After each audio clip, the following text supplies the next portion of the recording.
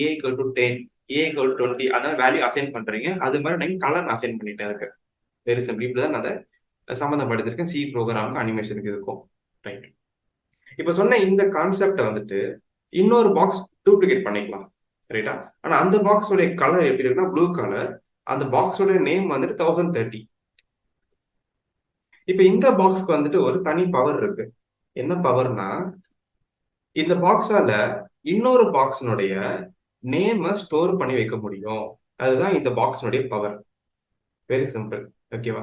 அப்படி ஸ்டோர் பண்ணி வைக்கிறதுனால என்ன நடக்கும் அப்படின்னு பாத்தீங்கன்னா, இப்ப 1030 அப்படிங்கிற அந்த பாக்ஸை யூஸ் பண்ணி 1000 பாக்ஸினுடைய கலரை ரீட் பண்ண முடியும், ரைட்டும் பண்ண முடியும். இதுதான் இதோட ஆக்சுவல் பர்பஸ். இதுதான் பாயிண்டர். வேற ஒண்ணுமே கிடையாது. ரொம்ப சிம்பிள். ஓகேவா?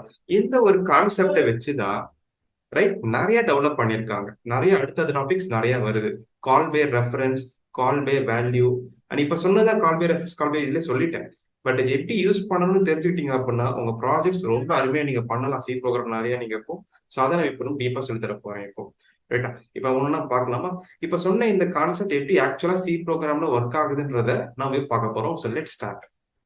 இப்போ எக்ஸாம்பிளுக்கு ஒரு சாம்பிள் கோடிங் செஞ்சு காட்டுறேன். எப்படி வந்துட்டு பாயிண்டர் அப்படிங்கிறது ஒரு வேரியபிளை யூஸ் பண்ணி இன்னொரு வேரியபிள் ஆக்சஸ் பண்றது அப்படிங்கிறத பார்க்க போறோம். அதுக்கு அடுத்து சில டவுட்ஸ்லாம் வரும். அதை என்ன எதுன்றதை நம்ம கிளியர் பண்ணிக்கலாம். சரிங்களா? ரைட்.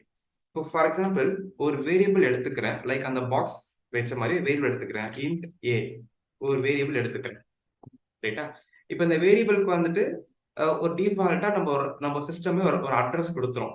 ஓகே. அப்போ ஏவோட அட்ரஸ் ஃபார் எக்ஸாம்பிள் நாங்கள் சொன்ன மாதிரி ஏவோட அட்ரஸ் வந்துட்டு அட்ரஸ் ஆஃப் ஏ அந்த மாதிரி போட்டுக்கலாமா? அட்ரஸ் ஆஃப் ஏ சும்மா எக்ஸாம்பிள் 1000 வச்சுக்கிறேன் அங்க சொன்ன மாதிரியே.